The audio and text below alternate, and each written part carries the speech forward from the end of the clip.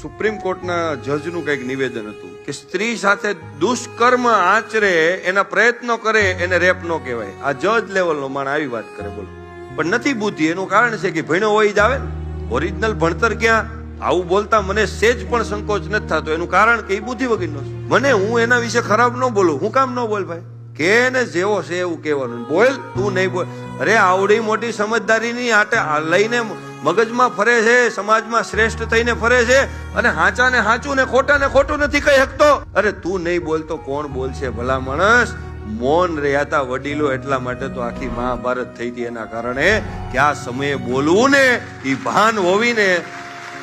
ખોટું લાગશે તો નહીં બોલાવે, પણ તું તો બોલ, કારણ કે તને ઉગે છે. બોલ. 100 કૌરવમાંથી એક વિકર્ણ નામનો કૌરવ હતો. 100 કૌરવો એમાંથી એક વિકર્ણ બોલ્યો તો કે આ બેન દીકરી ખોટું થાય છે.